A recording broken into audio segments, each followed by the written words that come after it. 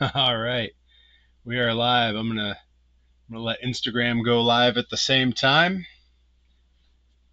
and yeah, welcome everyone to Monday Night Perry. We're here. We're getting ready to do some toy making, some painting of some of these figures. Well, remember I had these torsos from last time.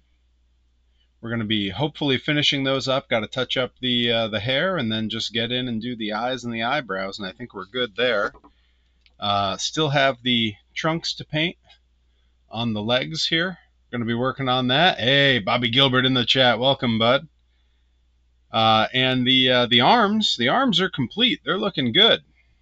They're looking good. We got good coverage. Everything looks all right there. Feel good about those. So for now, I'm going to set all the arms just out of the way because those are looking good.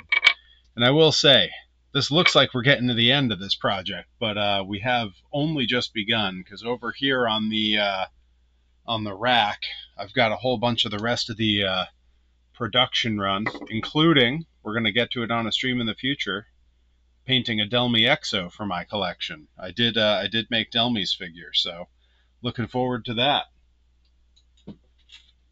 But the first thing we're doing tonight, Bobby Gilbert says, "How was your weekend?" It was good. I was up at Limitless Wrestling, hanging out with everybody, helping put the show together, helping where I could, and riding along with Johnny Torres. So nothing to complain about there.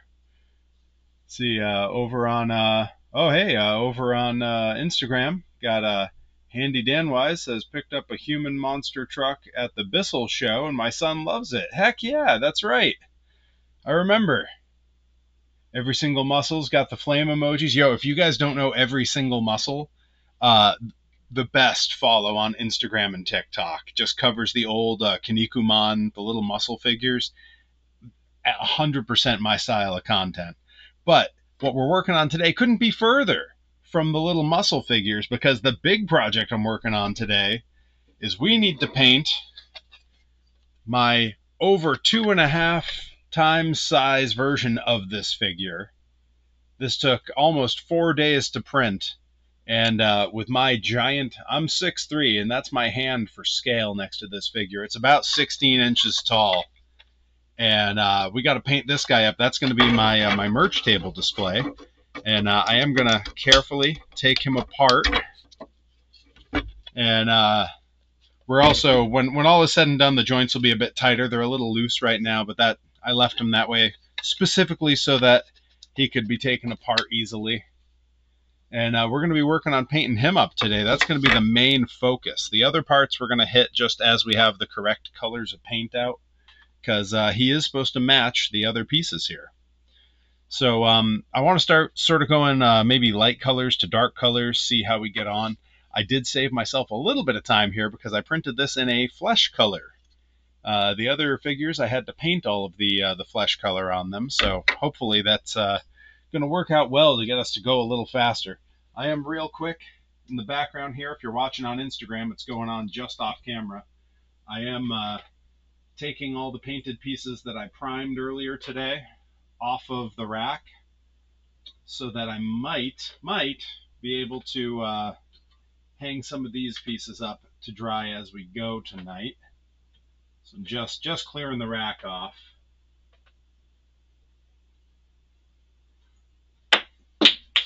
Throwing pieces on the ground. That's probably real good for it.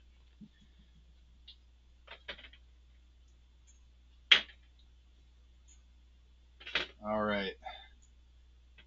We're about to get rolling on the painting. It's a Monday night. It's the first stream of the week. We're knocking the dust off everything, getting ready to roll here.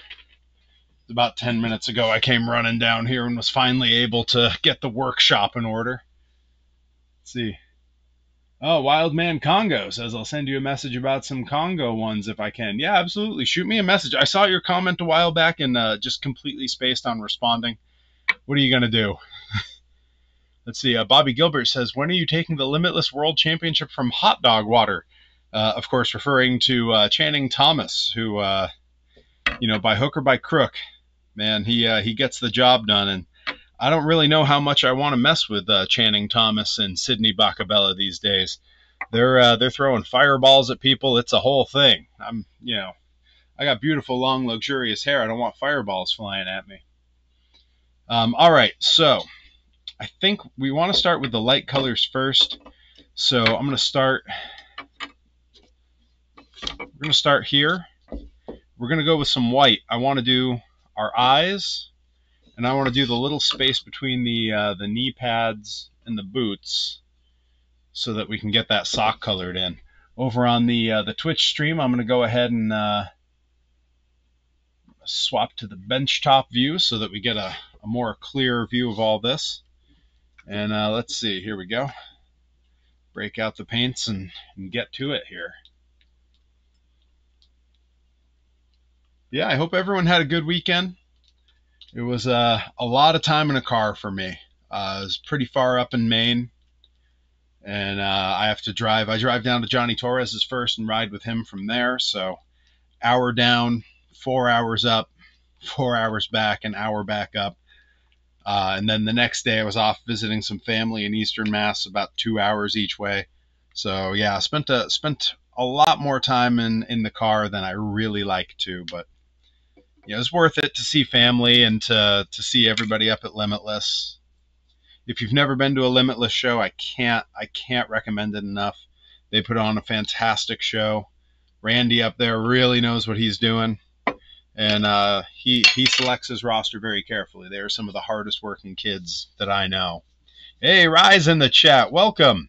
We're currently getting started on the extra huge Perry figure here. All the pieces are printed, and we're gonna make this happen. All right.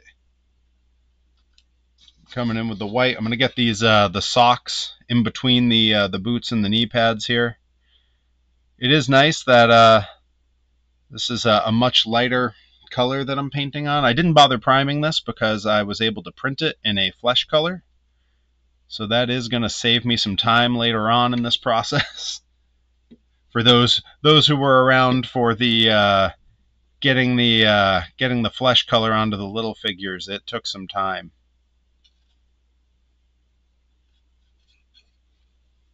I am working a little bit sloppy with this first pass, and that's because the light colors get covered over easy with dark colors later, and there's going to be black on either side of this white, so I can be a little sloppy here, and it's not gonna hurt things at all. In fact, it really just ensures better coverage. I hope folks will tune in to the live stream tomorrow. We'll be sadly not on Instagram. We'll just be on Twitch tomorrow because I'll be back upstairs. Have the graphics computer plugged in. We're going to be doing some Tinkercad design, making a play set to go with the new Perry figures. Those who follow my stuff know exactly how much I absolutely love old play sets. I actually shared a few on my Instagram story today. Hey, looking at the chat here on Twitch. Bobby says, I defeated Skyros. I should be able to defeat Channing Thomas. I have beat Channing Thomas in a grind ring before, so. Diesel Caddy crew. Yeah, that's right, Elmira Marks. Heck yeah. Yeah, working on a playset of the grind entryway. That's what we're going to be making tomorrow. I was doing a little research, looking for some specific parts for it that I can't, or rather don't feel like making myself. And I think I'm going to be able to make something real special. So we'll be selling a grind entryway play set with those iconic grind doors. And I can't wait to work on that tomorrow. I've got some cool designs in mind that we're going to be able to work out on Tinkercad to make the doors actually function. You'll be able to slide them open, slide them closed. I think it'll look really cool for people who want to display their figures. It'll be cool for anyone who wants to play with them. Maybe if you have a figure fed and you want some cool entrances.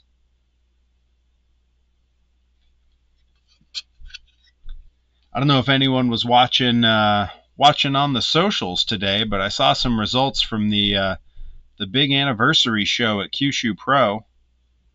Baten came out dressed as Chigusa from Marvelous from back in the 80s, and he wrestled Dump Matsumoto, who cut his hair off at the end of the match, reenacting that very famous Chigusa Dump Matsumoto match. So yeah, if you get the chance, look it up because it looks pretty cool. All right, I'm gonna set that aside. We got some decent coverage there. I might go back for a second pass, but might not need to. We'll see.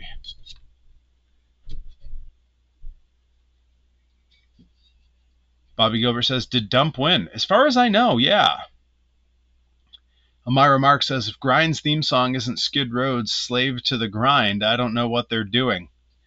Hey, they're huge metalheads, huge retro metalheads. I don't see any reason why it wouldn't be. Who doesn't love a little bit of Skid Row?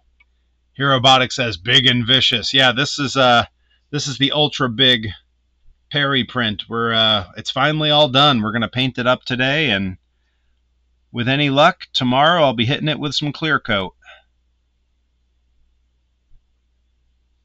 The nice part about this being so big is that it's real easy to get these little detail areas because they're not little anymore. They're big.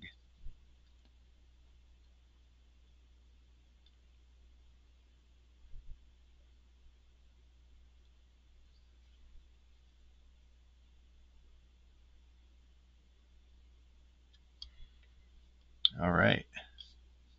Eyes are looking good. Got a little of that on each of these. All right, I'm going to set that aside, let that dry out a bit. And let's see. I don't think I'm going to use. Well, yeah. You know what?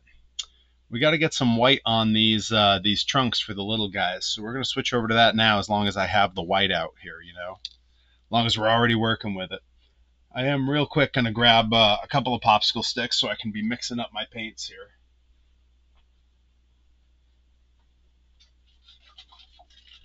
There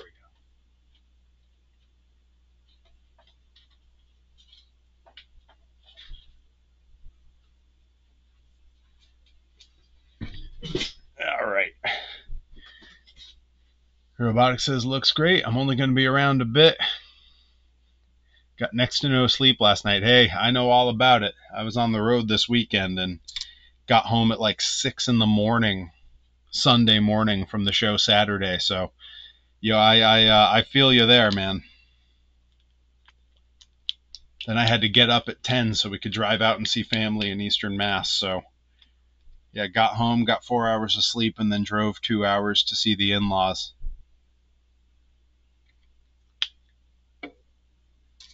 All right.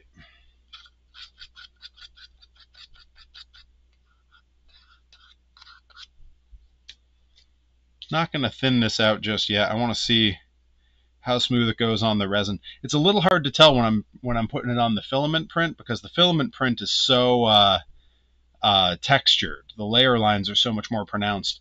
The resin though is so smooth. So I imagine it's going to go on much more smoothly. Oh yeah, that's working pretty good.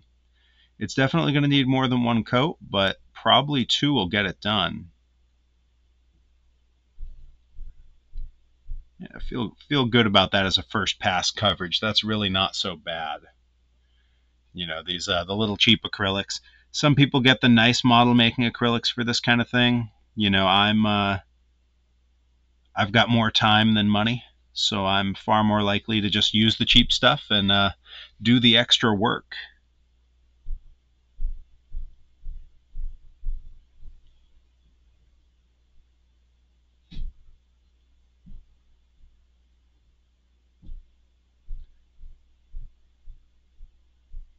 Now, half of this white is going to end up covered by red because the trunks I'm wearing these days are a red and white sort of split on them. But laying down that nice light white layer first is going to make getting that red to pop a lot easier.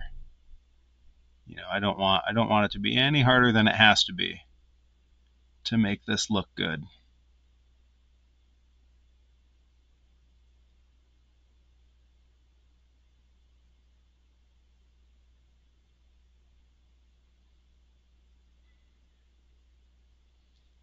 But yeah, we're going to be doing a fair bit of jumping back and forth between the little guy and the big guy today. Trying to stick with whatever color I happen to have out and be using at the time. That's going to be sort of the easiest mode for us here.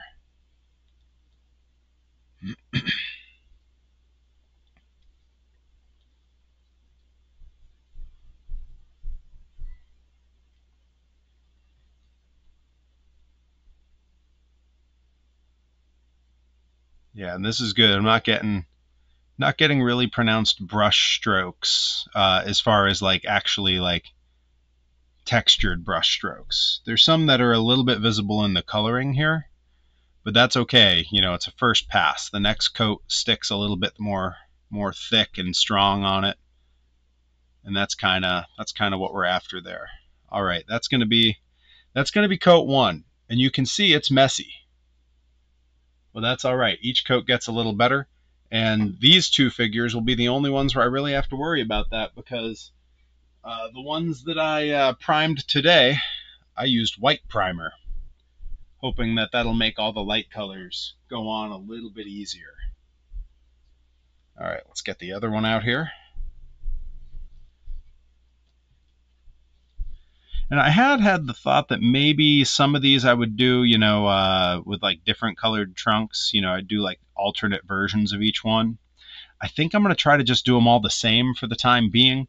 I'm doing a very, very small initial run of these, single digits. You know, it's one of the nice things about making your own. You can do a real small run. You know, there's no minimum order when you're the manufacturer. That said, if you're planning to snag one of these and you don't want to wait for me to finish the next round of them, you would be wise to place a pre-order, or if you're at a show and you see them, snag it on the spot. Don't wait.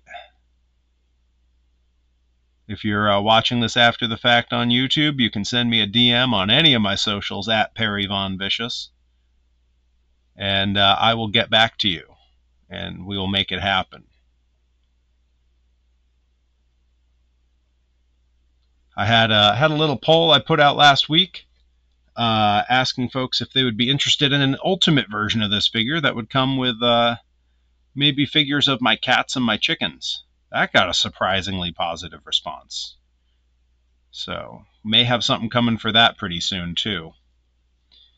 Bobby Gilbert says, how much will the grind entrance cost? I'm not sure just yet. I know that there's some outside components I have to order for it that I won't be making myself. I don't want to give too much away because I gotta order them first and see how they work. But I do have something pretty cool planned for it. That said, you know, I think we're probably looking for the entryway set, probably something in the way of, you know, possibly I might be able to go as low as $60 for it, but it's gonna be pricey because it's not a small piece, and it's gonna take some serious design work to make it happen and some assembly at the same time. So, you know, it won't be cheap, but it will be great. That's the key. You know, oftentimes when you pay less, it's because the thing you're buying is worth less. All right, ASMR warning for folks as I'm about to break out the heat gun here to get some of this to dry. So if you're wearing earbuds, go ahead and be warned. Here we go.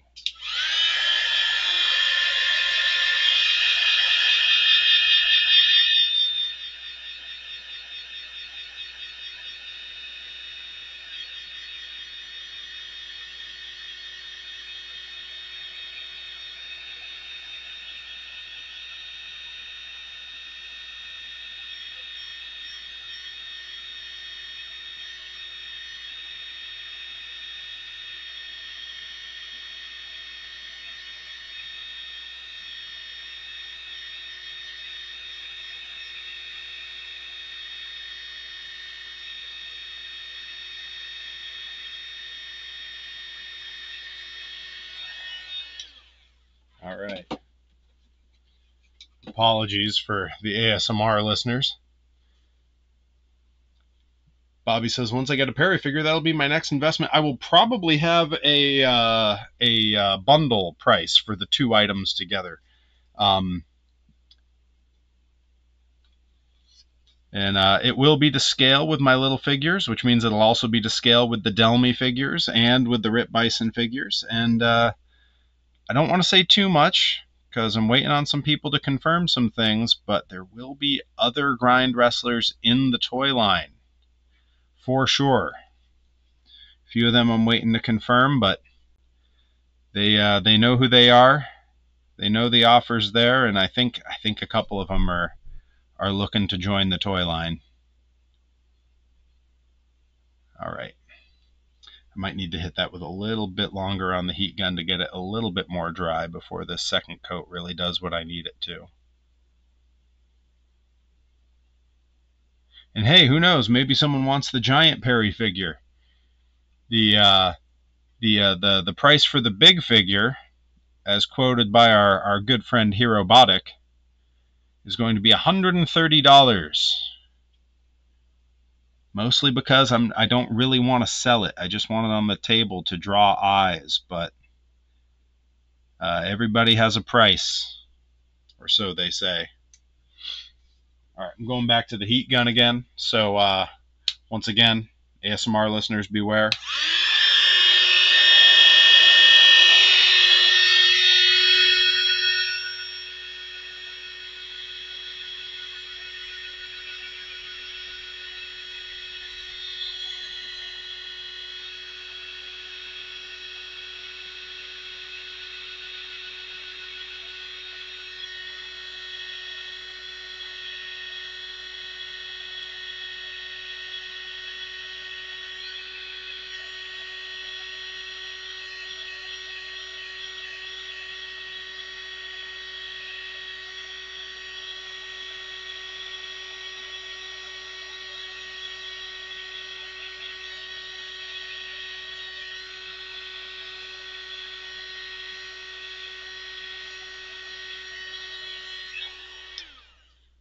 If you notice me being very careful with the heat gun around that, it's because that figure is printed in PLA, and PLA has a very low softening melting temperature.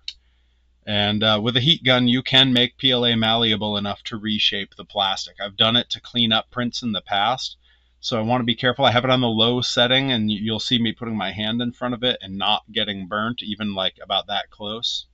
And that's because it's not actually that hot. But whereas with the resin I can hold it right to it, and it's not really going to do much. It's not a thermoplastic.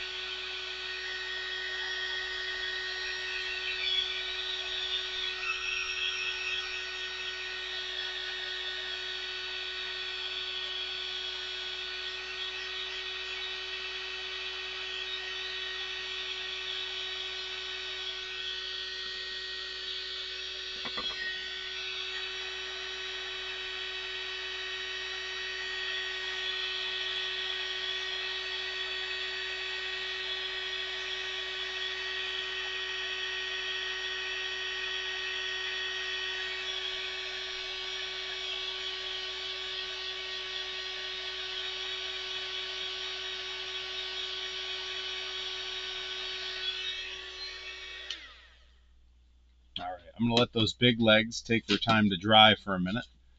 We're going to revisit these little ones because they dried pretty quick because I can put the spurs to it with the heat. Again, the resin plastic is not a UV or not a thermoplastic. It is a plastic that reacts with ultraviolet light. So I can put heat to it and it's not going to soften. It's not going to struggle. It's just going to be okay. Oh yeah, this second coat is doing the trick here. It may need a thin third coat, but that's okay. We've come to learn that with this darker primer I use, that tends to be the case. And it's nothing to fret. It's just how it behaves. Just how it is.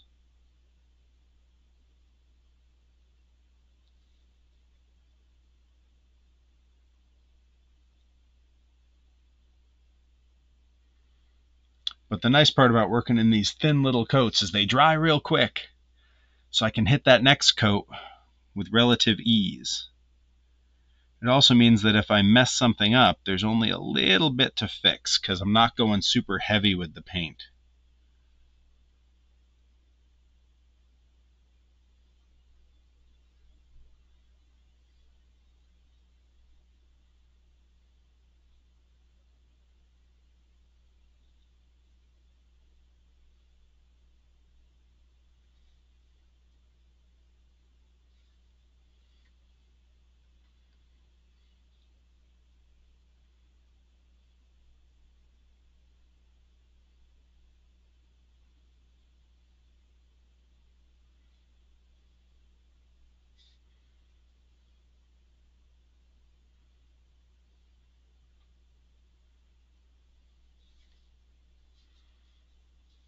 Yeah, I do think that white is going to take just one more coat, and that's all right.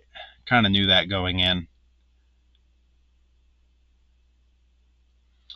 The repeated coats of the same color don't exactly make for entertaining content per se, but they do get the job done, so that's all right. We're here making toys. We're not necessarily here to make content, although if you're watching this and hearing me say that, that probably sounds a little strange.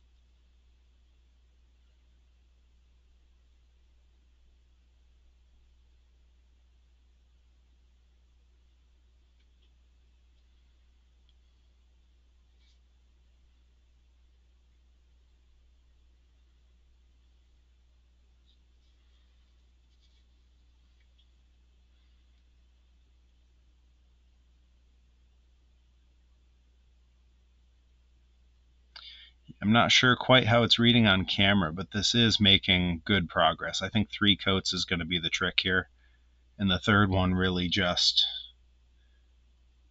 being enough to get that last bit of coverage. I have noticed that often when I finish on these on a stream and I find myself thinking like, oh, that's going to need one more coat. When I leave them overnight, the paint tends to, in its drying process, become much more opaque. So, you know, often if it doesn't look quite perfect to me on stream, by morning it looks fantastic. So, might not be that big an issue. All right, I'm going to let those dry for a minute, and we are going to revisit the big guy in these socks, which appear to be pretty well cured. I am, see, I'm going to get just a little bit of water on the brush and thin the paint just a hair. It's one of the nice things about working with basic acrylics. They do thin with just water, which is really convenient. You can make your paint as thick or thin as needed. And the thin paint often will run down into the little creases that are left in previous brush strokes and give you that last bit of coverage that you needed. Shout out to frequent viewer who is not in the chat tonight yet, but frequent viewer Joey Nails for putting that idea in my head. He literally just messaged me when he was getting ready to do some painting of his own 3D prints, and just asked, hey, do you ever thin your acrylics? I told him not really. And then the next thing I knew, the next stream, I had a moment where I was like, you know, if this was a bit runnier, probably work a bit better. I don't know where Joey Nails is, Bobby Gilbert. I did see him over the weekend up at Limitless in Maine. We got to hang out a little bit. He lent me his Heels and Faces Tajiri figure so I can get a look at it and do a little work with it. And gifted me the concept art piece that came with it. For those who don't know, the Heels and Faces folks, Zombie Sailor, has the original artist that did all the concept art for the original Hasbro's, Ron Rudat, doing the concept art for his figures as well. So they are very much in the exact style that they're supposed to be modeled after, which is really cool. And some folks, when they buy them, they get a piece of that concept art. And Joey Nails got it and kind of said, you know, you're a toy maker, so this is much more up your alley than mine. And he just gifted it to me. So shout out Joey Nails. I'm going to be sticking that little piece in a frame, and that's going to go on the wall up in my office. That way, when I'm doing my own design work, I have that kind of overhead. All right, the white on that looks good to me. I'm going to call that covered. And we're gonna take a look at these and see how this is drying, because we might be almost ready. I'm gonna come back in with that heat gun again. We're almost ready to go with another round of white on here. Once again, if you're listening with headphones, warning: heat gun's about to run, so brace yourself.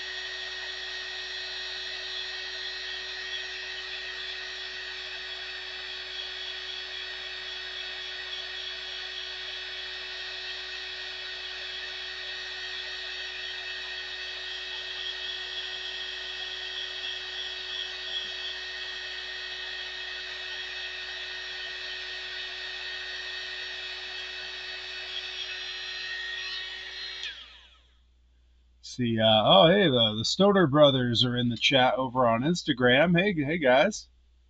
Says, make us some Stoner Brothers figures, cuzzo. Getting the DMs. We'll talk prices, man. I'm super stoked on my new design here. I even have a giant version that's going to go on the merch table as a display, because these little 5-inch figures are a little hard to see across the room at a wrestling show. So probably a little easier to draw some folks over if they see a 16-inch one standing there. All right, so we're gonna go in and do another coat with the white here.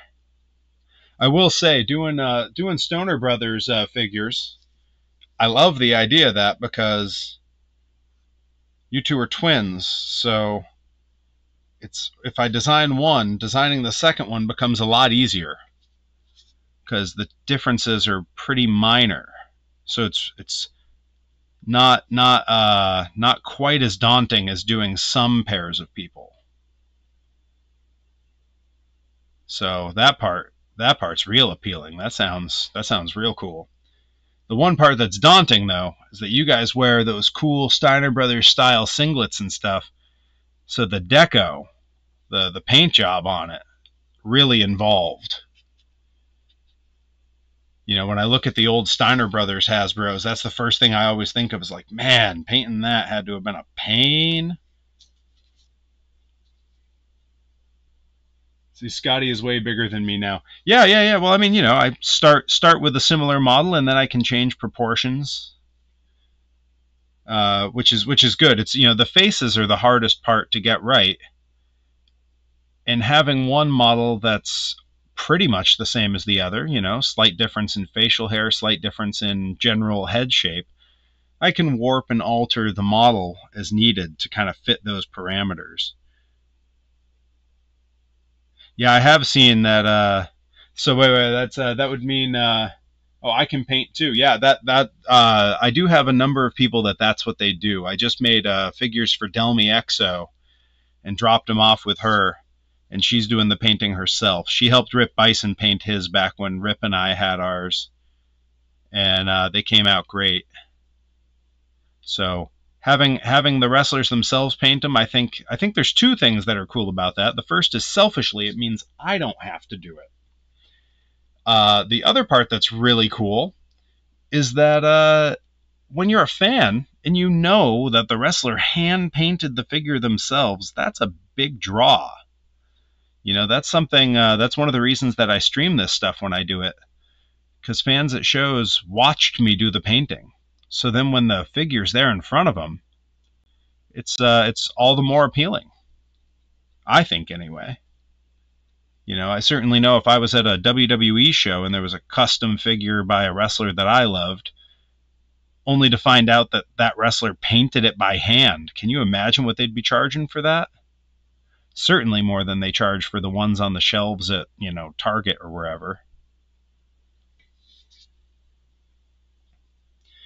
But yeah, I'm assuming then that is if I'm using shoot government names, that will be Derek in my chat there on IGs. Yeah, hit me up in the DMs. We can work something out. You know, whichever wrestlers get at me first are the ones that skip the line. You know, I got a few different folks that have talked to me about it, but have yet to pull the trigger. So you never know. Get in early. Your stuff gets done first. All right. I think that's done. I think it really did only take 3 coats. That's looking, the white on there is looking pretty solid to me. So I'm going to set that aside so it can start curing. And we'll do this other one here. Trying to keep an eye on all the streams. Rye over on the Twitch stream says Hood Slam would benefit from figures too.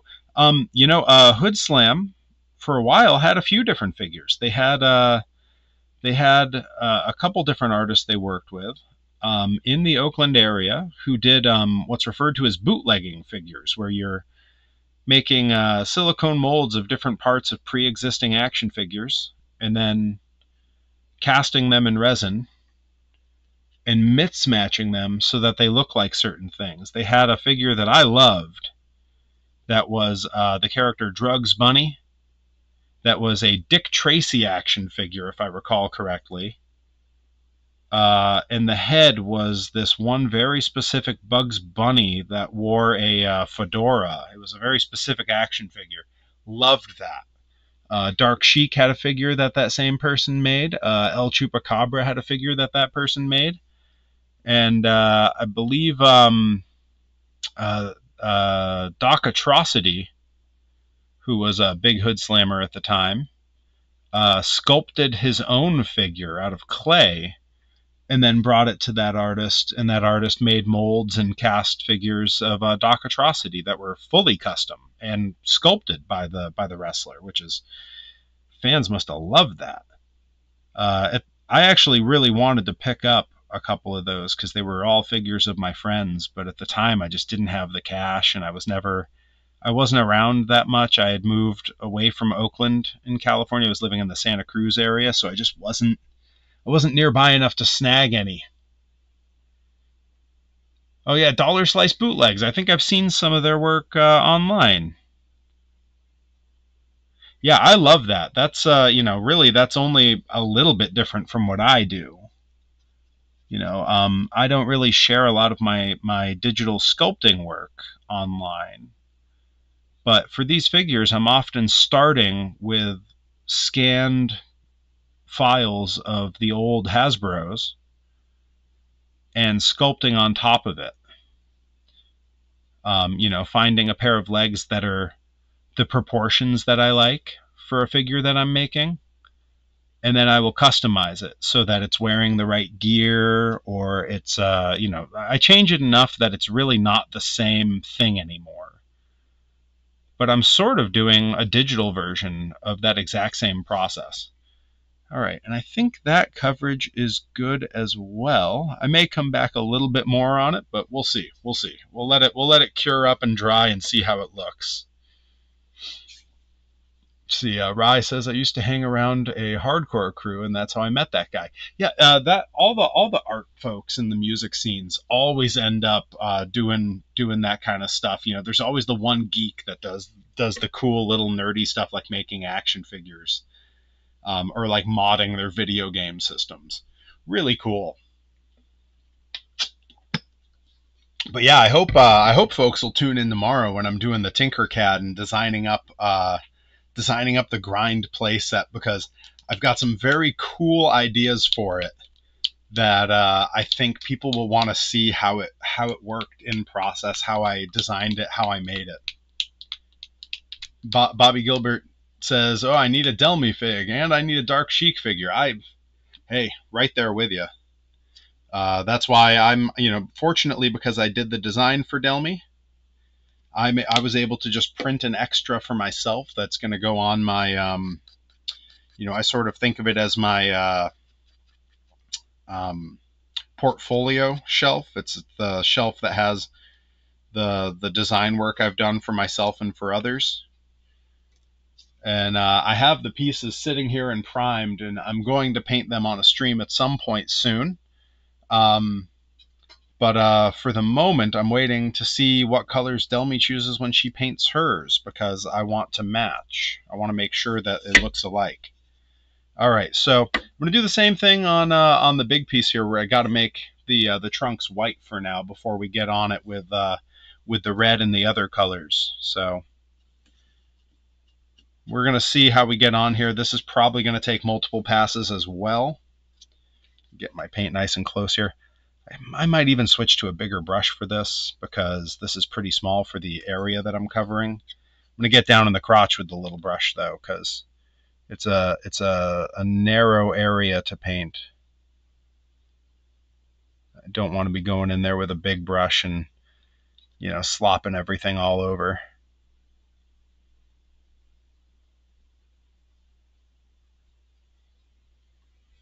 I am absolutely thrilled with this giant figure though. It's going to look so cool on the merch table. I have a feeling that anyone I design figures for in the future, after they've seen this on my merch table, they're going to want a giant version of theirs as well when I make them. And thankfully, that's something I can do relatively easily. It wasn't a lot of work for me to do this. It was just a lot of time. To give you an idea, these legs that you're looking at here took 36 hours to print. The torso and head piece took 38 hours to print, and then each of the arms was a little over 12 hours each. So yeah, big prints on a filament printer take time, and I did not run it fast. I ran it at a very slow medium pace, because I wanted it to look nice, and it worked out just fine, because I'm real happy with the results.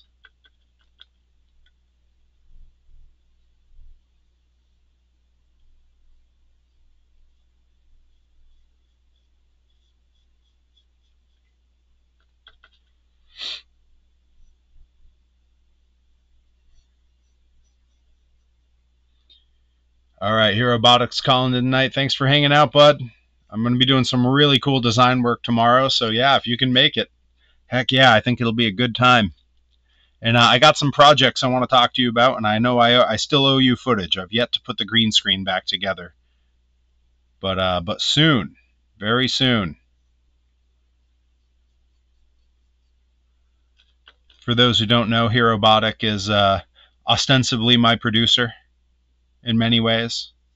He does video work, and he is extraordinary at it. Always has been. I've known him to do that stuff since we were in college together.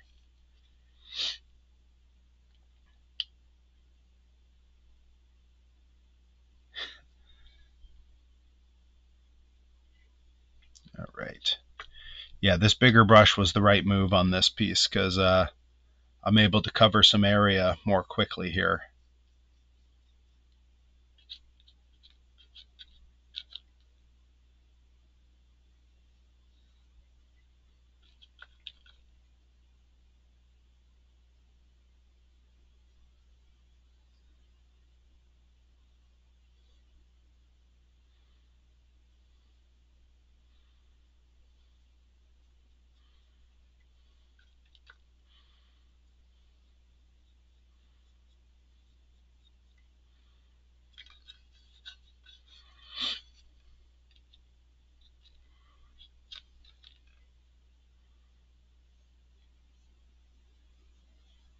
And in a minute, we're going to check the head where I painted the whites of the eyes and see how those are drying up, because I want those real dry before I try to put pupils over it, because you can really smudge things and make it a mess. I want to make sure that that all looks good before I go in and do anything else. I do think the coverage on the eyes was final. I don't think I need extra. I don't think I need any extra passes there.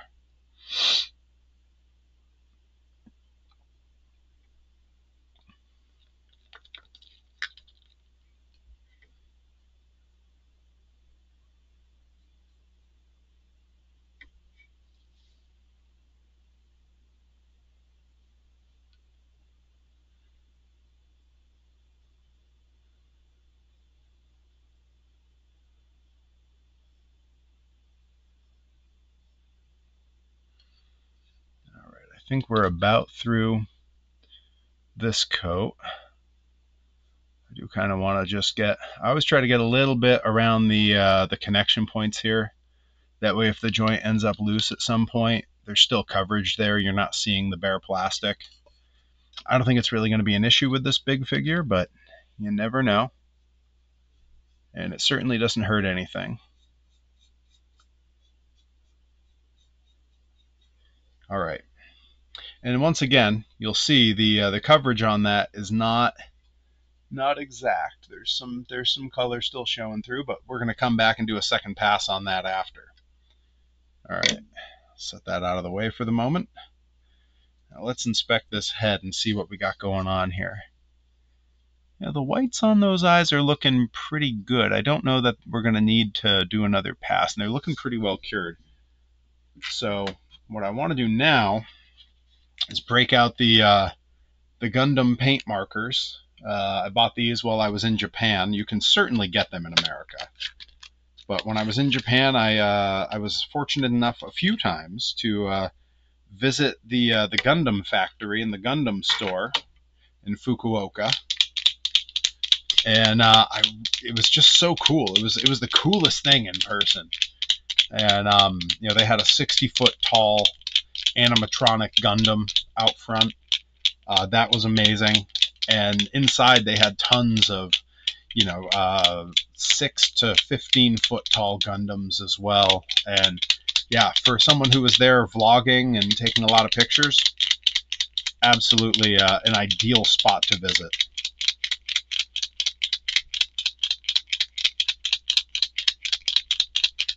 All right, this is my white Gundam paint marker, and I just want to see how we're getting on with this. All right, it's looking pretty good. It's flowing pretty good. I just want to come in and do a little bit of back coloring on this, just to make sure that we get everything nice and covered.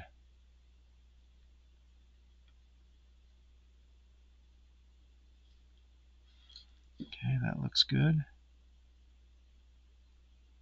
Yeah, that first pass on this was really solid, so I'm not having to do much here. I'm really just trying to get the eye shape right, so I'm kind of hitting the edges. One little spot I want to get there. There we go. All right, I'm going to set that to the side. Let those whites cure up a bit. Oh, it looks creepy on the Twitch stream. That camera's making it look really creepy. All right. That paint marker has earned its keep. Actually, you know what? We're going to pull our little heads out. We're going to do the little eyes here. And for that, we're definitely sticking with the paint marker. It's just so much more precise.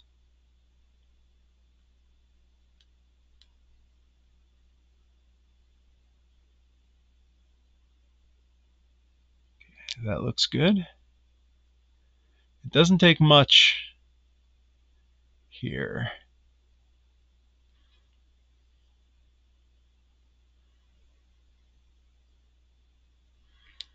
Okay. Yeah, that looks good. Yeah, for a first pass, that's pretty good. It's going to take multiple coats there. This paint is better than the cheapo stuff that I buy. Hey, the Grizz Crew raiding on Twitch. Welcome, welcome, welcome. We're Painting up the new Perry Von Vicious figures, which will be available, I believe, starting for the first time at Blitzkrieg Pro May 17th in Springfield, Massachusetts. It's going to be quite the show. I'm in a big battle royal. I'm in the last chance battle royal to get added back in to the Scramble qualifier for the first ever Blitzkrieg Scramble champions. So really looking forward to that. I'm going to do my best in that battle royal because I want back in. I was in a qualifier scramble and kind of got robbed at the finish by Kirby Wackerman. So, sorry, it was I was robbed by someone else. Kirby's in the finals, but I've been robbed a bunch by Kirby lately. So he's got him on the brain.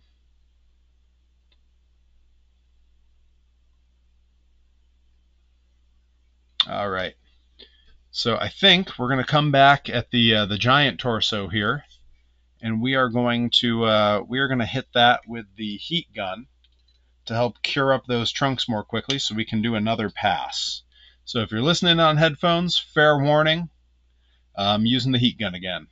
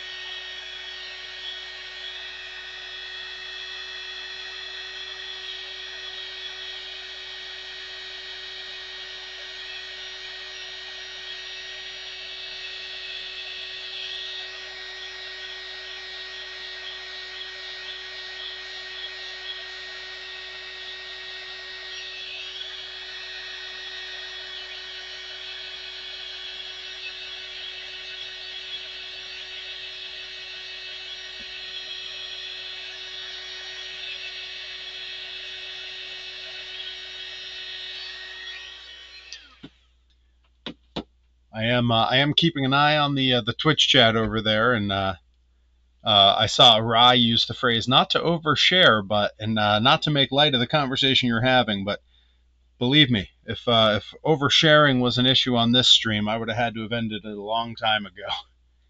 All right, let's get a look. Yeah, I think the whites on these, I think the whites of the eyes of this big figure are good to go. So once those are good and cured, we're going to come back and put on the Hasbro style sort of eyebrow pupil combo that they always used. This is a little bit tacky at the moment, so I don't want to hit that just yet. So let's inspect these. Yeah, I think that's that for passes on there. I don't think we need to do any more passes on these trunks. I think they're looking pretty solid. Good, good. All right, in that case, for now, I'm going to take these brushes and give them a quick wash down, because in a minute we're going to have to start doing some passes on these torsos, finishing off the hair, because the beard and the hair definitely take more than one pass because they're very light color.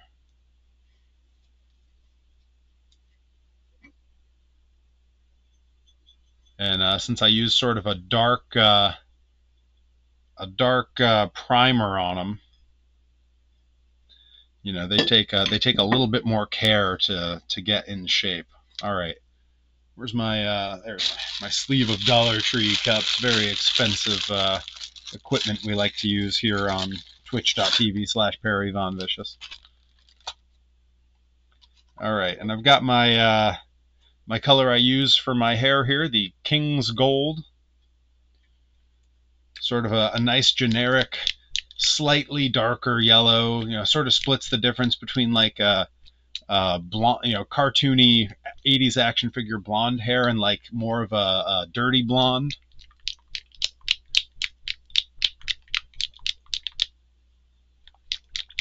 Always got to shake them up real good. And then even once I've finished shaking them up like this, I put it in the cup and I give it a bunch of good stirs with a popsicle stick. You know, this is, again, I mention it a lot, the trade-off when you use inexpensive paints is they take a little bit more care to get just right. Sometimes you got to thin them a little, sometimes you got to shake them a lot more, sometimes they take extra coats that a nicer model paint wouldn't.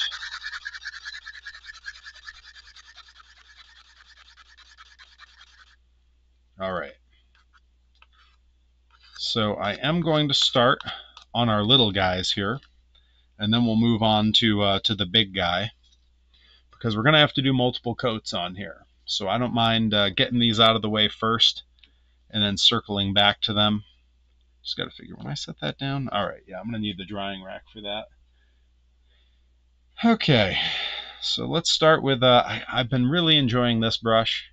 It's got a nice sort of flat end to it. It's a little bit more fine. So I find getting right up to the edge of little places is a bit easier with this. I do go with paint mostly only on the tip. I try not to get it too deep up on the brush. I like to keep a very limited range of application here.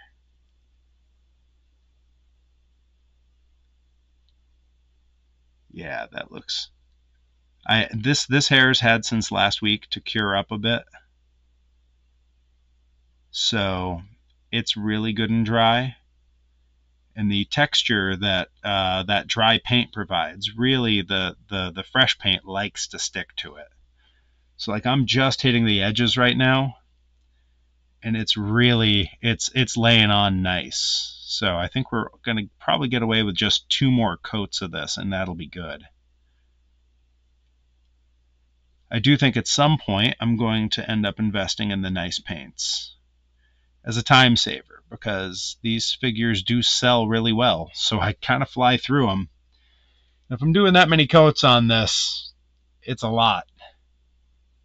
That's right. The Grizz crew has their charity event this weekend. Tell us about it in the chat over there on Twitch. Tell us what you got going on. Tell the homies how they can support, how they can hang out, how they can watch. I know you guys do some very cool stream fundraisers, so tell us about it. And always for good causes.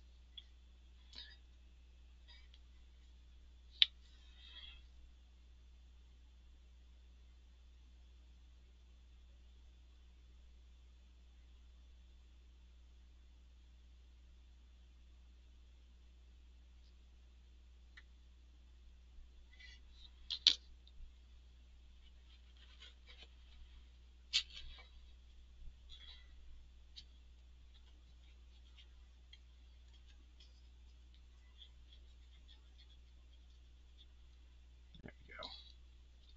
Had a little bit get away from me there. Had to wipe it off real quick.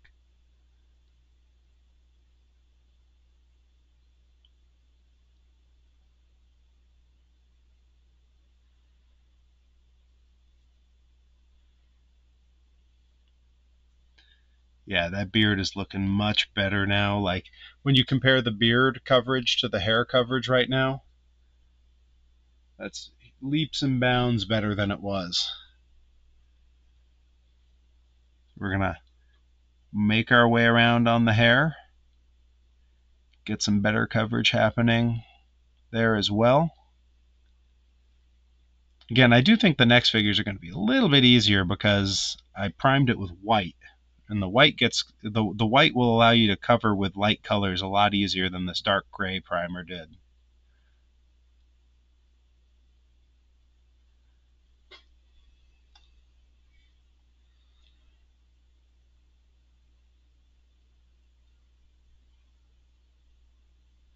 I got to circle back with some of my toy making friends on Instagram, talk to them about the paints they use and what brushes they use, because they get some incredible results that I think I would probably benefit a little bit from their equipment expertise, as it were.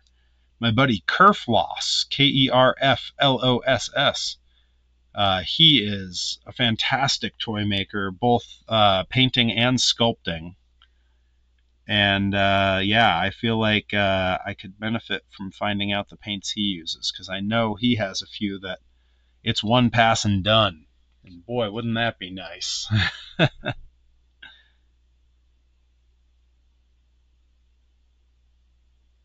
Kerfloss, who designed my Human Monster Truck toy. Sort of I refer to it as the Perry Von Vicious art toy, of which I only have 2 remaining. I've been a little hesitant to put them out at merch tables in certain situations because I don't want anything to happen to them. Some wilder shows with less space, they're likely to get knocked around or broken. So they've remained in the merch box a few times, but yeah, if you're ever at a show that I'm on and you look at the merch table and you do not see toys, ask me, because I might just have them packed away and with me. I almost never go anywhere without them, so it is always worth asking, especially if you're a collector, because I am often running very low on my toys. And because I make them myself, it can be a little bit slow to get fresh ones made. Got to wait for the machines to run, got to do the painting myself. You know, sort of the few sort of minor drawbacks to being a DIY operation. On the plus side, I don't have to pay any tariffs if I make stuff in my basement. I mean, there's definitely the price of resin and filament plastics has gone up because it's imported. But, you know, I'm just doing my best here. Nothing I can do about that for now other than just prattle on through. All right. And we're going to call that a fresh coat there. That's looking pretty good. I am going to have to come back. I don't need to give him yellow eyebrows. He gets the little black eyebrows. Yeah, that is looking much, much crisper. When we compare it to the other figure that hasn't had the extra coat yet, you can see a lot more of the gray coming through on the old figure than the new figure. So that's a huge improvement. All right, the Grizz crew has come in and said on Twitch and YouTube, we're doing a charity stream May 2nd to May 5th for Mental Health of Connecticut. We got some games in mind and got some surprises coming too. Going to be a blast, and I'm just almost finished setting up the page for it. Once it's up, I'll definitely send it to you, Perry, and I will happily share that out, Grizz Kid. You guys do some very cool charity work for some very good causes. So always happy to spread that around. All right, we're gonna hang that one up behind me on the rack. For those who may have been staring at these little torso heads and wondering what this is, that is actually 2 squishy earplugs, the foam earplugs. I squeeze them in there, let them expand, and then they become a very convenient way to hang on to it and hang it up when it's drying.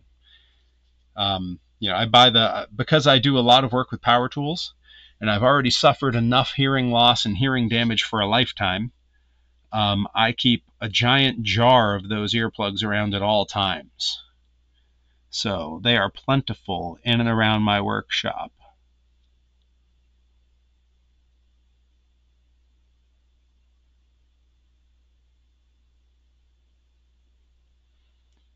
All right, we're getting some good color on that mustache there.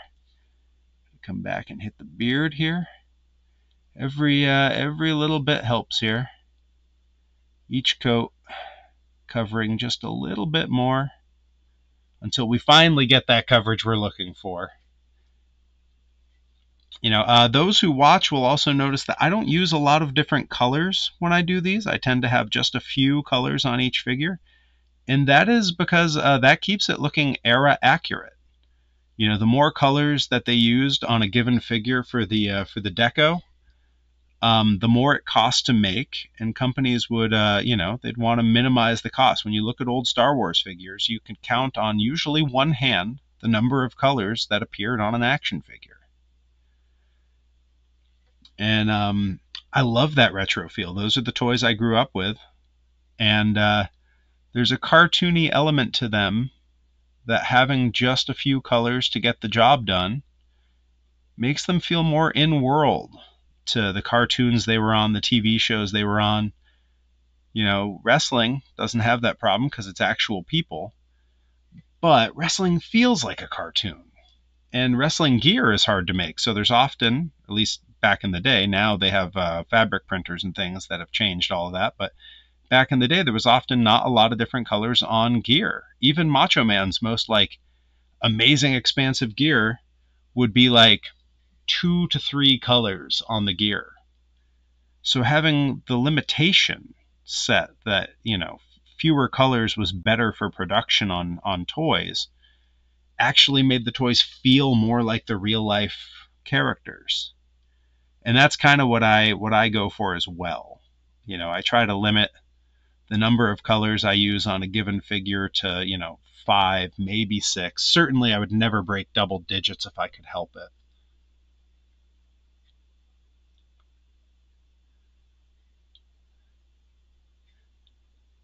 All right, Bobby Gilbert, take it easy, my friend. But yeah, the Grizz crew, I got to tell you, it's great that you guys do that. It's really cool that you guys put together some charity streams over on what you do, and that it's become an annual thing. You're doing it every year. It's very cool.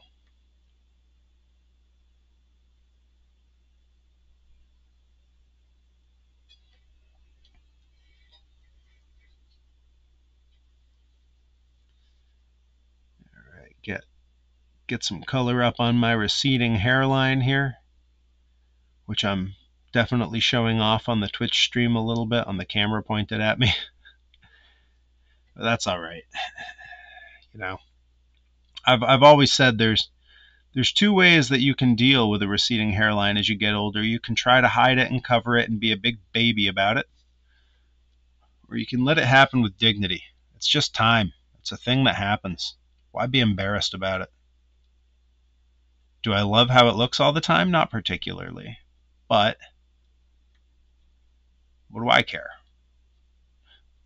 You know? I only ever have to see it really in pictures or occasionally the mirror, and, I know what I look like. I'm not living in denial about it.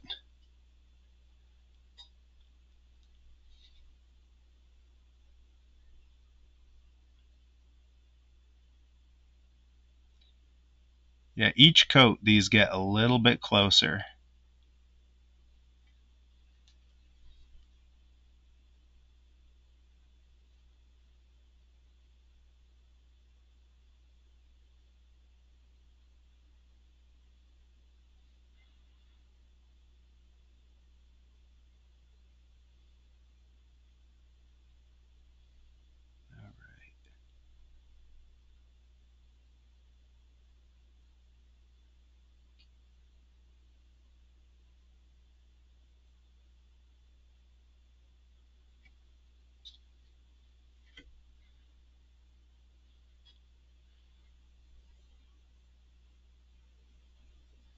All right.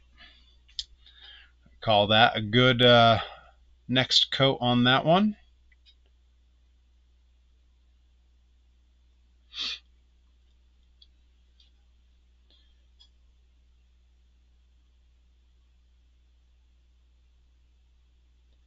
Elmira with the hacks there.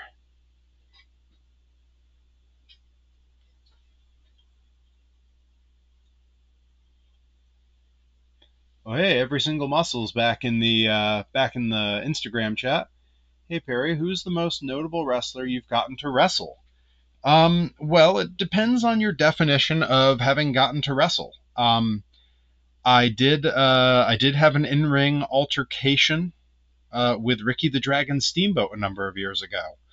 Got chopped and bumped around the ring and chucked out of the ring by Ricky the Dragon Steamboat. That's arguably the top guy, super legend. There's also you could argue Hardcore Holly early on. I worked with him. I teamed with Eric Rowan a couple years ago, and in Japan, I teamed with, and also had in-ring altercations with Tajiri. So yeah, those are the names that come immediately to mind. I know there's definitely others that I've done stuff in the ring with, but those are the ones that I think of. I mean, of course, I trained with Bailey So Bailey and I had matches together for years, traveled together even. So Bailey is another one that is in the conversation, but I often forget that because we're such old friends. So let's see. Every single muscle says, "Where'd you wrestle in Japan?" So at the last quarter of 2023, I spent 3 months in the Fukuoka area on Kyushu Island, wrestling for Kyushu Pro Wrestling, where Tajiri is the head trainer, working alongside some incredible old wrestlers. Aso-san, who was a New Japan guy way back in the day. Chikuzan, the owner. Oh yeah, this is going to take one coat on the face. Oh, I'm so excited. Let's see, Baten, who's been around forever out there. The very talented Genkai, who's sort of their lead heel. He used to be an Osaka Pro guy, and Naoki Sakurajima, who of course was an Osaka Pro guy from back when. Yeah, got to work with all of them. Did shows with everybody's favorite. Kikutaro was on shows with us out there. Look at that. Going to take only one coat, and we got that mustache going. That's looking good. Oh, I am pleased with that. That's great. Love Japan. Can't wait to go back. Hey, me too. I've been dying to go back since I came back home. And at some point, I will end up back out there, whether it's wrestling or just going for fun. My wife and I have been planning to go out there on a trip. We gotta hit Tokyo Disney for sure. Um, I was lucky enough to see the Sumo Grand Championships while I was there, and I would love to go to live sumo again. That was an amazing experience. Um, I got to see New Japan while I was out there. Grizz Kid, thanks for hanging out, my friend. Have a good night. Have a good stream. Um, but yeah, I got to see New Japan while I was there. Got to go to a Marvelous show while I was there. Got to go to a Noah show while I was there. All of which were just stacked with friends of mine on those shows, which was very cool. Friends old and new. Um, yeah, had just a blast in Japan. And wrestled there for 3 months, training every single day, and in those 3 months performed on I believe the final count was 19 shows in 3 months, with a total of 20 something matches, because I would often wrestle multiple times on shows. Just had a really great time, made some incredible friends. The training was incredible. Getting to train under Tajiri and Mentai Kid, who's of course a legend out there. He's about to retire. Getting to train with those guys, as well as with Aso-san and Sakurajima and Hitomaru Sasaki-san, who is incredible. He has my favorite family in Japan. His wife and his little daughter are two of my biggest fans. They're an absolute delight. The whole family took all of us gaijins out to dinner the last week we were there. Treated us like kings. They were just the best. But yeah, made a lot of really good friends there, working with Kodai Nozaki. Met Jet Wi on his first visit to Japan. Now he lives there full time, wrestling for Kyushu Pro. Jet Wi and Kodai Nozaki. I got a little inside baseball. I know about their next return to America. I'm not allowed to say anything yet, but I know it's coming. So everyone should stay tuned for that. That's going to be real exciting news when it happens. See, so cool. I went to a New Japan show at the Sumo Hall and a DDT show at the Korakuen, and I didn't get up to Tokyo at all, and it bums me out. Like, I got to see DDT in New York years ago when they did their first show in America, in it was Mania 2019. So I got to be part of that, which was cool. I was on the show right after them. A little company called Kaiju Big Battle. I was wrestling for them at the time. And on the Kaiju show, I actually got to wrestle Takeshita, which was amazing. So that's true. I guess Takeshita could be on the list of most famous wrestlers I've worked with. Wow. Yeah. The more I think about it, the more I talk. I suddenly remember a bunch of them. Rye says, I hope to get to photograph them again. I can't say for sure because I'm not allowed to say where they'll be or when, but I think you got a pretty good chance at it. Shh, don't tell anyone. Or do. It's fine. I don't care.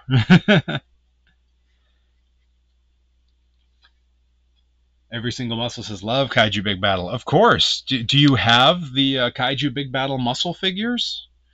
The Keshis that they put out?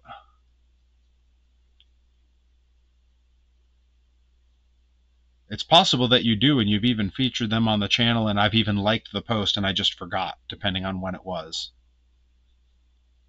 Yeah, this is the hair and beard on this is only going to take one pass because this plastic is so light, and I am thrilled about it because the rest of this has taken multiple passes. Uh, every single muscle says, "Of course I do." Do you have Series One and Series Two? Oh, and every single muscle says, my wife asked, which Kaiju Big Battel character did you play? Over the years, I played multiple.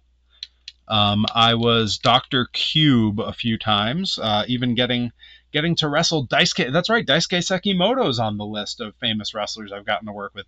I wrestled Daisuke Sekimoto 2 nights in a row, Mania Weekend 2018 for Kaiju Big Battel. But yeah, I've been Doctor Cube. I was often Minion 13. That was one of my signature characters, and the character Erebus is one that they initially were going to have as a throwaway character, and the costume fit me so well, and I had some killer matches with American Beetle. American Beetle, who now wrestles as himself outside of Kaiju Big Battel. Uh, he was also famously Doctor Cube a lot. He now wrestles under a different name, where he is still a doctor, but his name has been redacted. So yeah, if you know of any redacted doctors or doctors redacted, he and I had a series of killer matches for Kaiju Big Battel, where I was Erebus and he was American Beetle. Wrestled for them in front of a little over 2,000 people in Pittsburgh. Did a top rope. I'm 6'3". At the time, I would have been about 210 pounds. I'm about 245 now, and I did a top rope moonsault in the ridiculous big heavy costume that they gave me on that show. Yeah, gave the people something to talk about. That's for sure.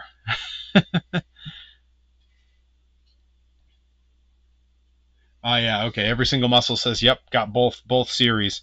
Good, good. I'm glad to hear it because I would expect nothing less. And those are some beautiful figures. I definitely picked those up myself because, in a lot of ways, those would have been the first figures of me because I had portrayed certain characters that came out in that series.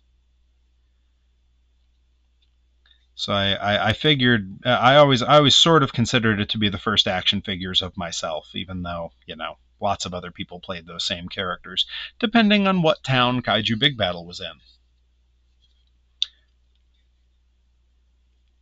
This giant figure is so cool. I'm so glad I did this. It was just a silly idea I had and decided to just mess around with my apps, blow up the size of my figure, and try printing it out and see what happened. And I am thrilled to death with this.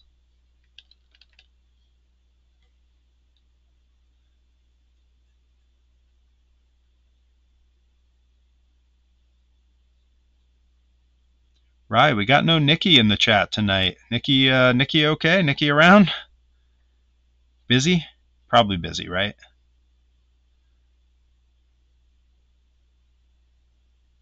Always got to ask when you don't see the homies where you expect the homies. Got to make sure everyone's good.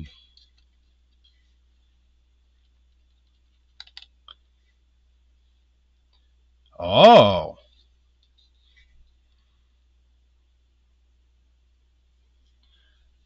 I see your answer, Rye. I think that's a perfectly acceptable reason to miss a stream. When you're busy, you're busy. I'm so relieved that this is only going to take one pass. Let's see how we doing on time. We're at 1:20. We're going to go a little bit longer, long enough to at least get the blonde finished up on this big one and maybe on the little guys, because I still have my workout ahead of me tonight. Chest and triceps. It's a fun day. It's a day where you can always feel the pump pretty good, but it is an exhausting routine.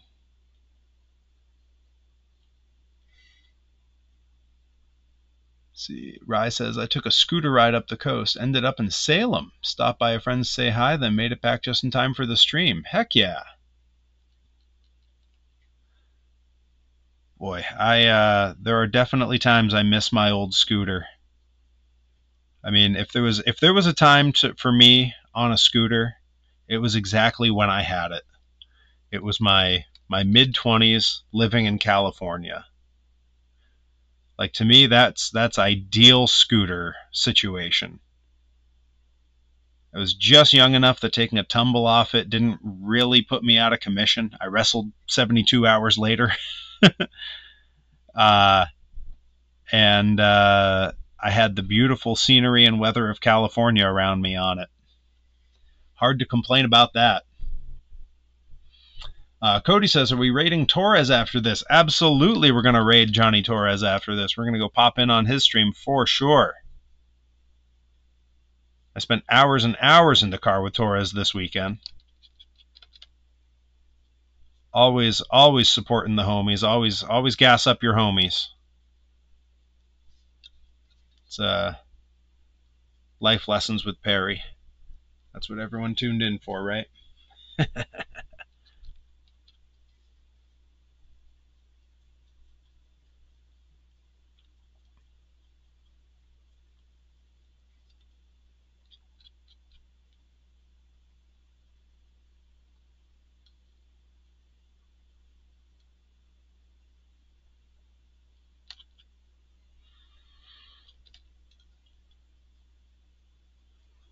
All right. I got all the edges done here, I think. So I'm going to switch to a bigger brush so we can cover a little more ground here. Keep this moving along. See, Rye says, I want to do a scooter ride up the California coast so bad.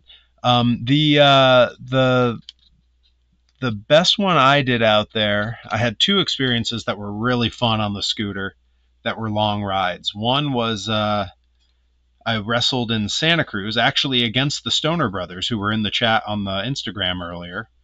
It was me and Timothy Thatcher against the Stoner Brothers.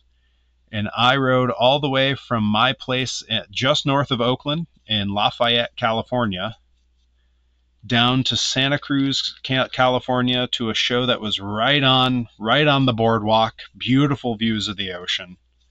A whole ballroom that we wrestled in that had views on all sides of the ocean. It was right on the boardwalk. All right, every single muscle says, gotta go. Keep it up. Can't wait to see how it turns out. Thank you, my friend. I really appreciate you popping in. Love your content. Everyone should follow Every Single Muscle. Honestly, one of my favorite pages on Instagram and TikTok. All right. And with that, the Big Perry has his beard and hair. Looking pretty solid. All right. I'm going to set him aside. I want to make sure he's set in a way where he's not going to tilt and fall and smear his paint. So I'm going to put something under the back here just to keep him. He needs to tilt forward ever so slightly. I just need something the right size to put under there. Use a little foam brush. Give him a little traction. There we go. All right. While we have that yellow out, I guess let's revisit the little torsos. Yeah, they still got some drying to do. Let's take a look at these again, see how we're getting on. Those may end up needing one more pass of white, but they're looking okay. We are going to switch over to the white, though, because we got to come back to the legs here. We gotta try to get some coverage going there. I'm gonna grab a fresh cup, drop the brush in some water there, and we're gonna keep plugging along on this because we're making some good progress. I'm pretty happy with how this is going.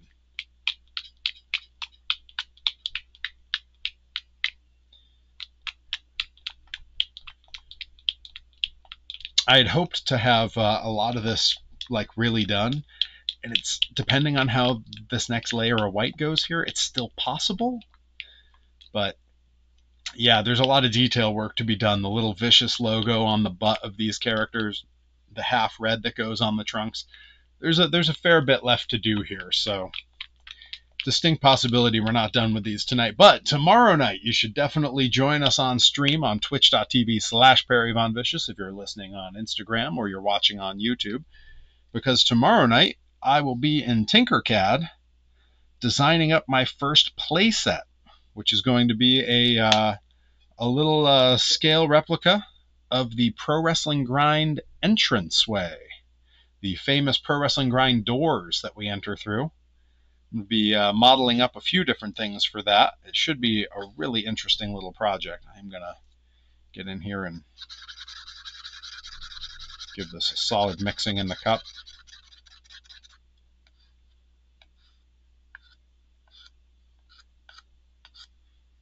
All right. Now we'll come back and see what we can do here.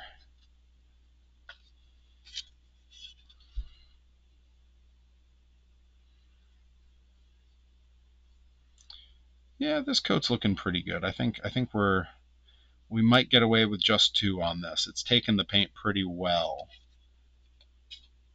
But we'll see. If it takes extra, it takes extra.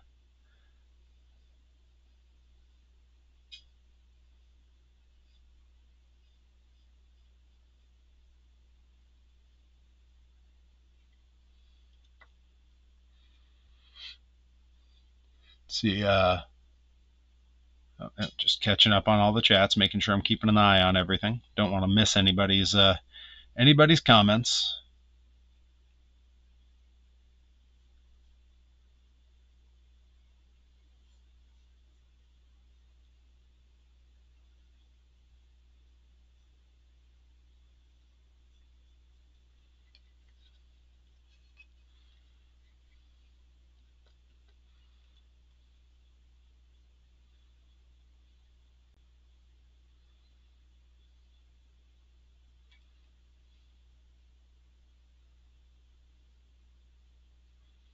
Yeah, this may end up needing a 3rd coat, but that's not a real problem.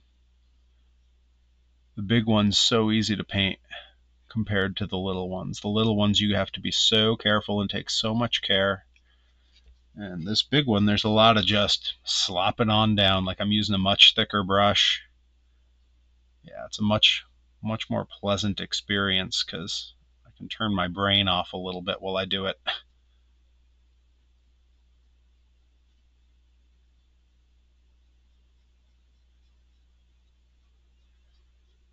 I am glad that I was able to do a couple of weeks of the workshop streams here, because when I do the gaming streams, I admit the broken millennial part of my brain where we were all taught that, you should always be doing your schoolwork or whatever. When I'm doing something and I'm not creating a thing, I feel like I'm wasting my time. Like I feel like there's a holdover from when I was a kid, and if a parent saw a video game controller in your hand, they immediately would ask, "Is your homework done?" Where I feel a little bit damaged about video games. Like when I play them, I feel like I'm doing something I shouldn't be. So it makes streaming the games feel a little stressful to me. Whereas doing this kind of thing feels like I'm getting work done, which is kind of nice. And in a lot of ways, I am getting work done. This is my full-time job now, is toy making and pro wrestling and streaming and content making for YouTube and a bunch of other silly things, many of which weren't actually jobs just a couple decades ago, because they didn't exist.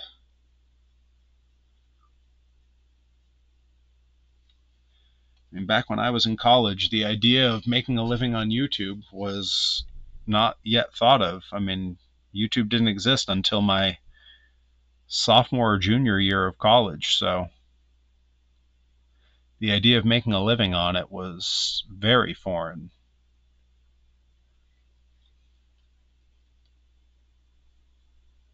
But I'm certainly getting there. For those who haven't, go ahead and subscribe to youtube.com/PerryVonVicious. I need every subscriber I can get over there. I'm making that march toward 1,000. Once I hit 1,000, the switch turns on and I can make some money with the channel. And that would be great. Who knows? This time next year I might be starting a Patreon because so many people want my content. Yeah, that coverage is looking better. It's still not fully opaque yet, but as it dries, it tends to be a little more opaque. So we're going to let that cure up, and then we'll come back and make another pass. So I'm going to set that somewhere safely out of the way for the moment. Let that do a little curing. All right, and we're going to go back to, which piece was I going to next? I kind of want to dry the hair on the head with the heat gun. I'm going to let it keep drying on its own. Let's see. I think with these guys, what I need to do is put the vicious on the back first. I think that has to happen first, and I believe this is cured up enough that I can work with it as is. So, for those who haven't seen, this particular set of gear on the back has a sort of explodey, cartoony splash with vicious in the middle of it. And I'm going to keep that real simple. I'm going to do that in black, and then I'm going to come back with the red pen from my Gundam set here and try to do the half that's red. I'm going to try to do that with the pen instead of with the brush. All right. I'm going to give this a couple little test strokes and see how we're doing. Yeah, that seems to be working well. Double checking my times and everything. Okay, I think we're good. So I always know that the letter I is in the middle. Got a nice odd number of letters in my name. So I, O, I want these letters nice and dark so they're legible. U, always got to be careful drawing a U. Don't want it to look like a V by mistake. S. It does take a few passes here to get the lettering just right. So I do want those letters thick. I want you to be able to read it. Okay, and then going backwards on the other side.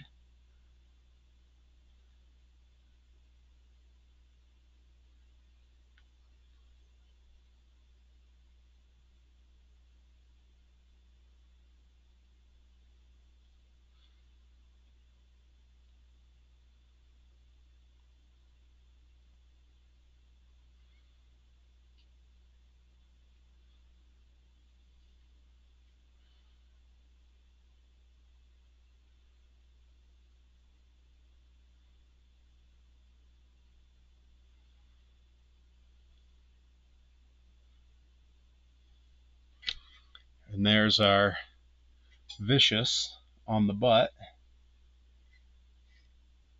And now we need like a little explosion going around that, which I'm going to do with the same color.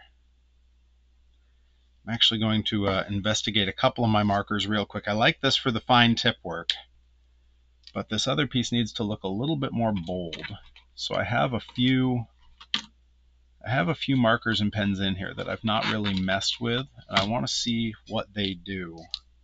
This one to me appears like it might be like sort of a metallic, like almost like a gunmetal or something, but I've not really used it yet. So we're gonna try that one out and see what it does.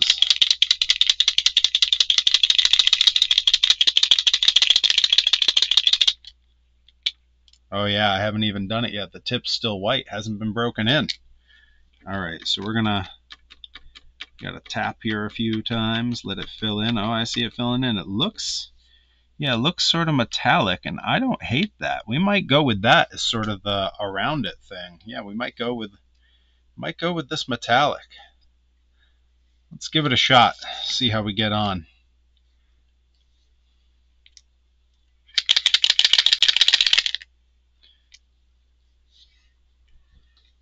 This may be a little hard to see on both cameras, but that's all right. I just need it to come out looking good. Oh yeah, that's the one.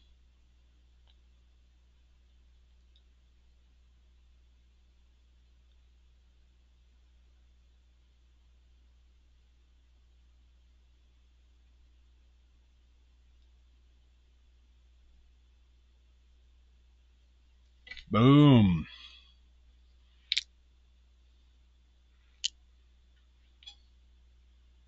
That's looking good. All right, I'm gonna let that dry. We're gonna do the next one. Oh man, I am psyched with how that looks. If I get the half red on here looking good too, then these little leg pieces are gonna be sort of the star of the show here, I think. Because it's looking strong. All right, here we go.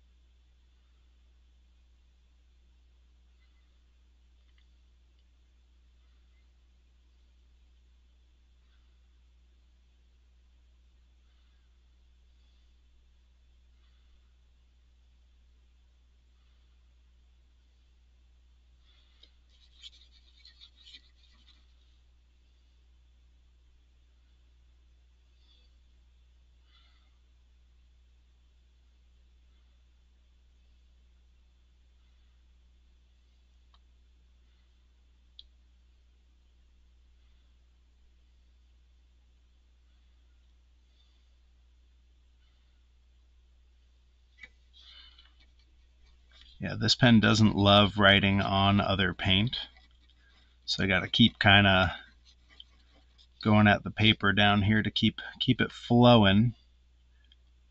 But worse things have happened. That's really not that inconvenient.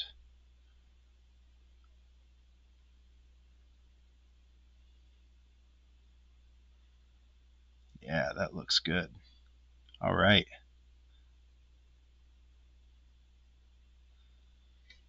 And there's our vicious on this one as well. We'll come back and put our little splash explosion around it with that silver Gundam marker that turned out to be just a joy to work with.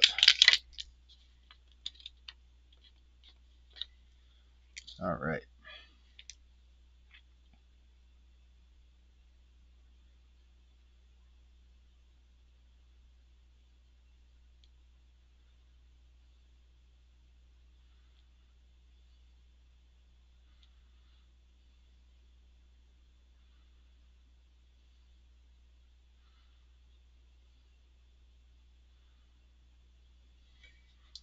Yeah, loving that.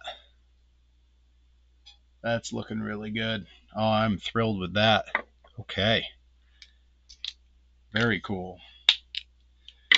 All right, we're gonna come back to these legs now. We're gonna hit them with the heat gun, and then try to hit another layer of the white before we wrap up here.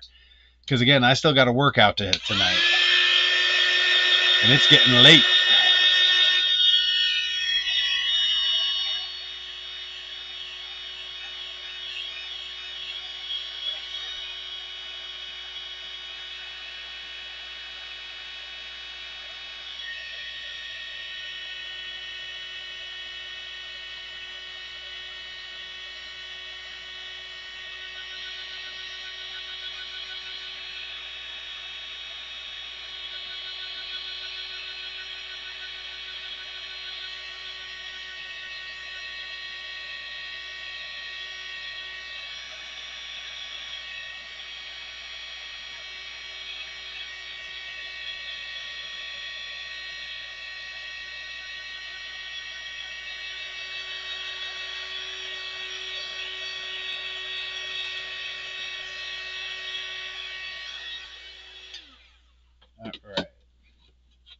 That ought to do it. So let's go back into our white here. I'm going to put a little more in the jar. And I think this will be the last layer of white that needs to go on there.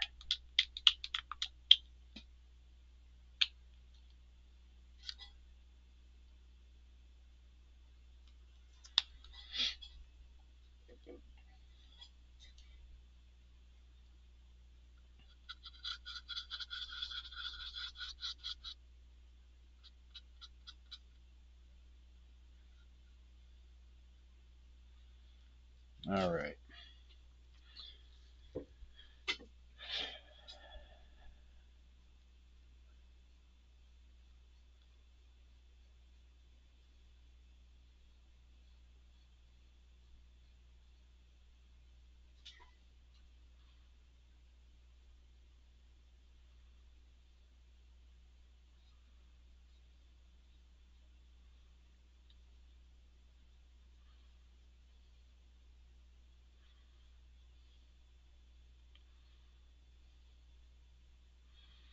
Yeah, that's doing the trick.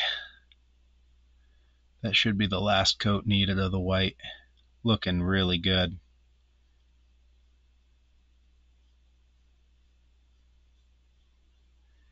Yep, very pleased with that. Great coverage. Heck yeah.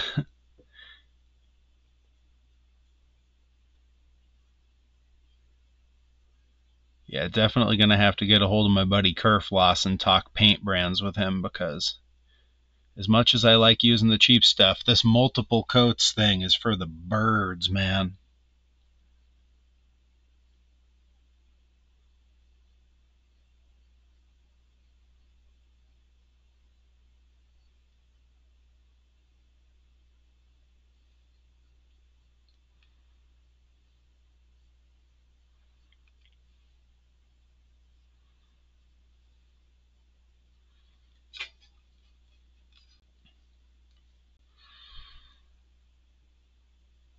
Yeah, I hope everyone's been enjoying the relaxing Bob Ross style toy making stylings of Perry Von Vicious tonight.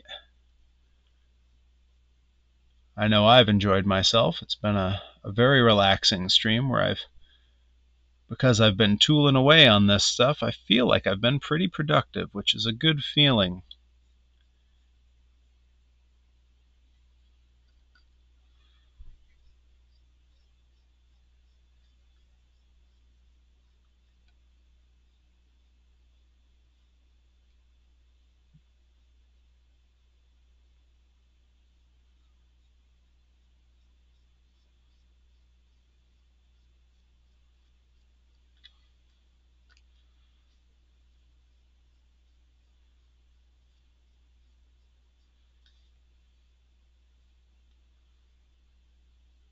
And who knows, I may have a surprise live stream tomorrow during the day, getting a little more of the painting done on these before I break down the workshop streaming setup so I can get reset up in the office.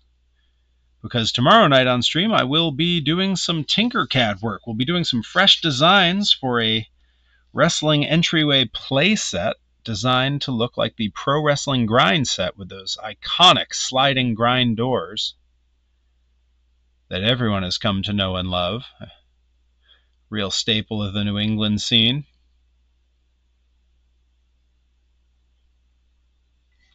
All right. And I believe that's going to be the coverage we need. I'm going to do a little more up around this edge here just in case. Always nice to have some good coverage where seams might show if the joints are a little loose on the figures.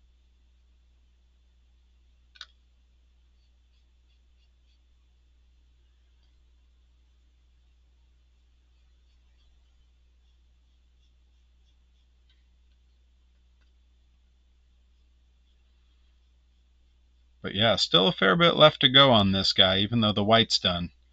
Because I can finish the trunks, but we still got to do the boots and the knee pads. We got to do the wrist tape on the arms. We got to finish the head, which is, at this point, just the detail on the eyes. So I feel good about that.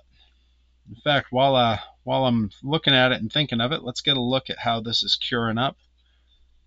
Yeah, we might be able to do those eyes now. Yeah, what the heck? I'm gonna give the eyes a try right now. Long as we're here, might as well.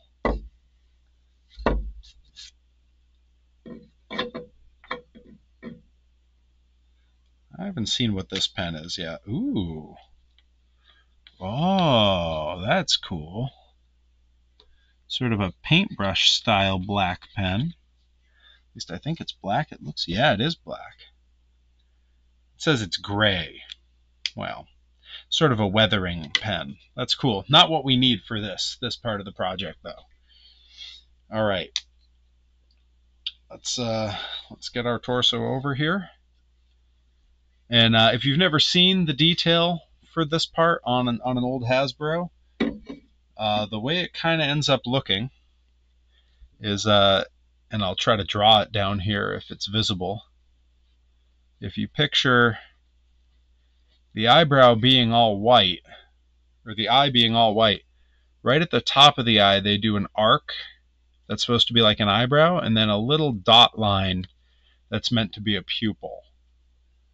I know that's really tiny and hard to see on screen, but it was good for me to think about. All right, so I'm going to try it here and see how we get on with this.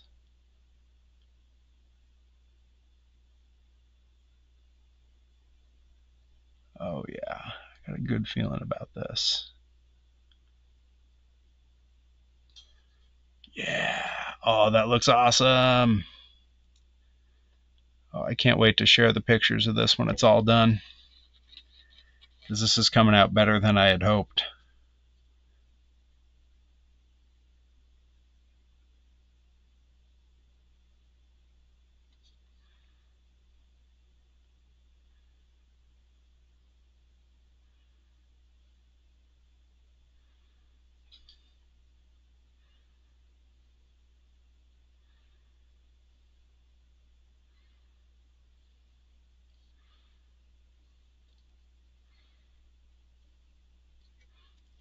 Yeah, probably go a little bit deeper with that. Yeah, there we go.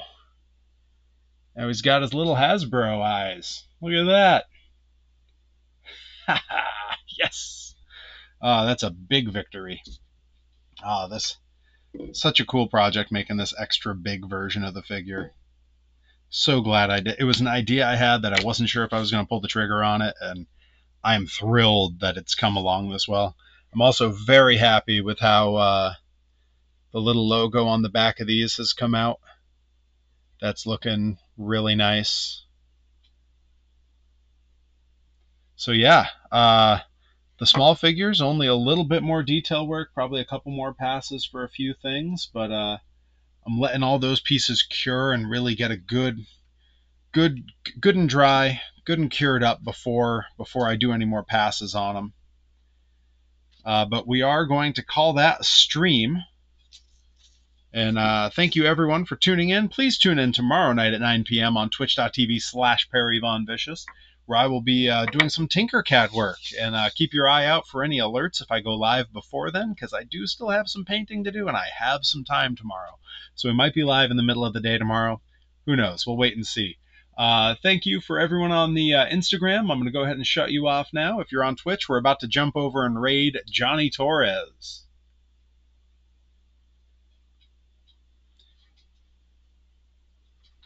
All right.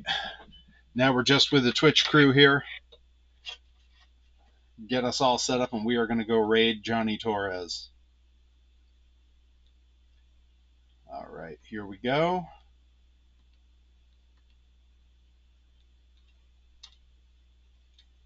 All right, and it's going to send us over in just a couple seconds. Thank you all so much for coming and hanging out. Oh, gotta mute it. All right, I will see you all over there. Thank you for hanging out.